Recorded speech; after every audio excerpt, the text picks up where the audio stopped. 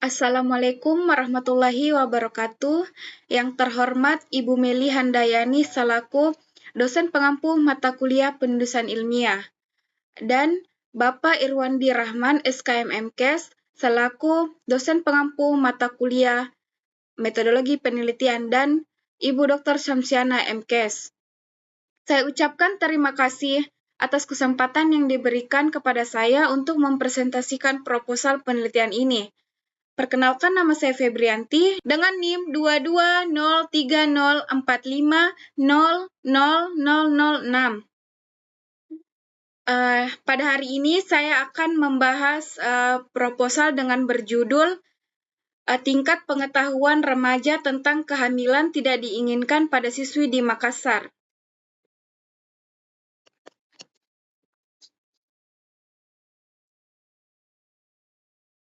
Adapun latar belakang dari proposal penelitian ini yaitu kehamilan remaja merupakan fenomena internasional yang belum terselesaikan hingga pada tahun 2013 menurut WHO, menetapkan tema untuk kependudukan dunia yaitu kehamilan remaja. Hal ini menandakan kasus tersebut perlu diperhatikan oleh seluruh warga dunia. Secara global, diperkirakan bahwa 16 juta anak perempuan berusia 15-19 tahun melahirkan setiap tahun.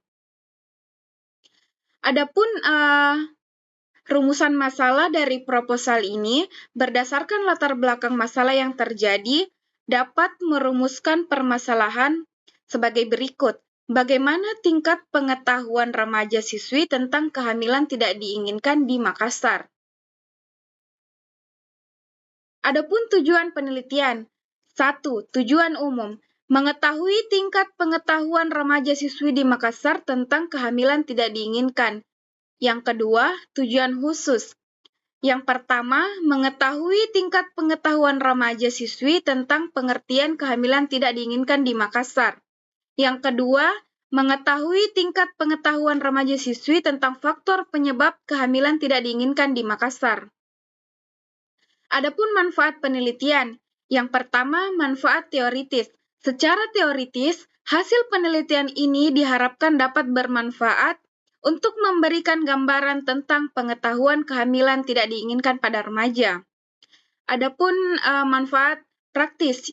Yang pertama bagi peneliti, menambah wawasan dan pengetahuan terhadap penerapan ilmu yang sudah dipelajari sesama kuliah mengenai kesehatan reproduksi.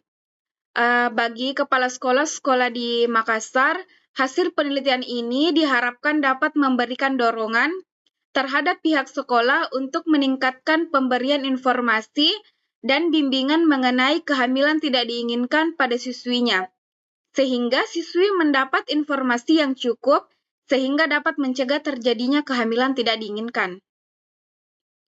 Adapun kajian teori, yang pertama yaitu remaja. Remaja merupakan masa transisi dari masa anak-anak ke masa dewasa yang juga disebut sebagai masa pubertas.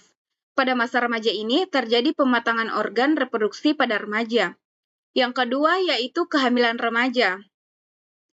Kehamilan remaja adalah kehamilan yang terjadi pada usia kurang dari 20 tahun. Wanita hamil pada usia 15-19 tahun mempunyai risiko 4 yang lebih besar untuk mengalami komplikasi kehamilan dan persalinan.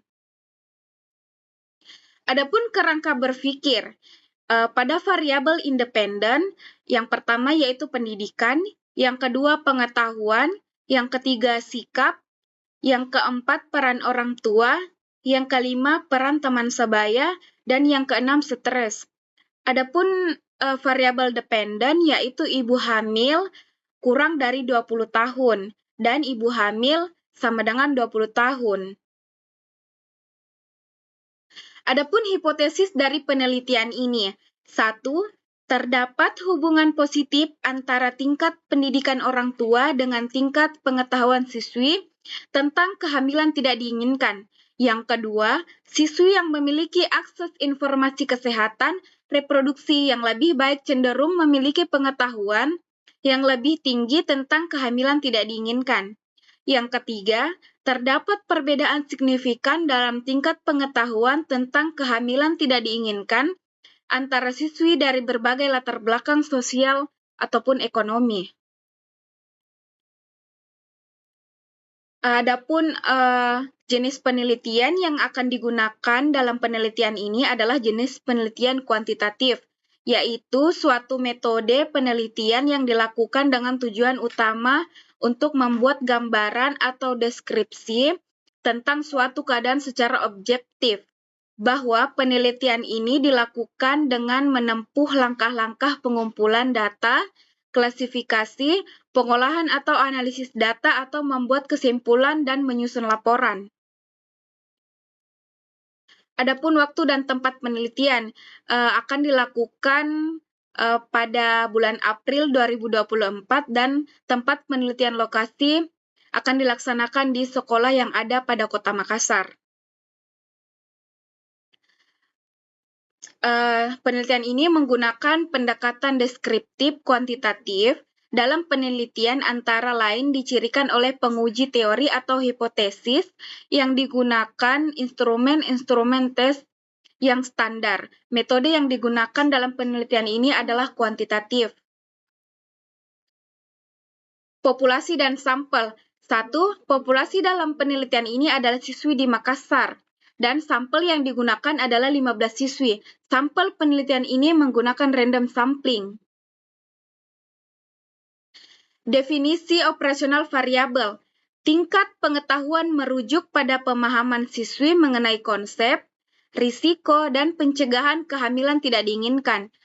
Pengukuran tingkat pengetahuan ini dilakukan melalui kuesioner yang mencakup pertanyaan tentang faktor penyebab kehamilan tidak diinginkan, metode kontrasepsi yang tersedia, serta konsekuensi yang mungkin timbul dari kehamilan yang direncanakan.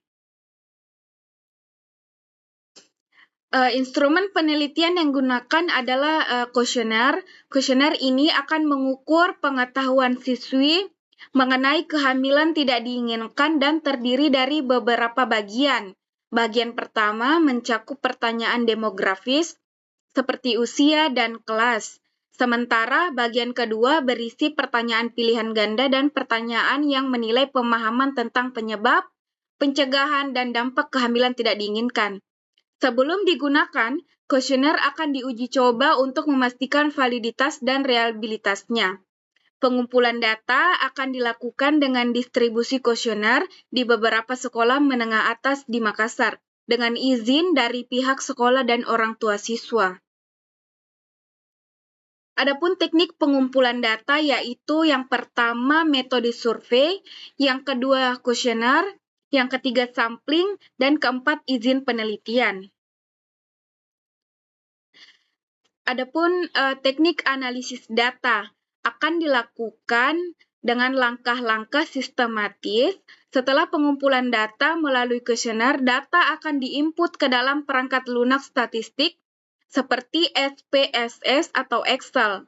Untuk mempermudah analisis deskriptif akan dilakukan terlebih dahulu untuk menggambarkan karakteristik responden seperti usia, kelas, dan latar belakang pendidikan.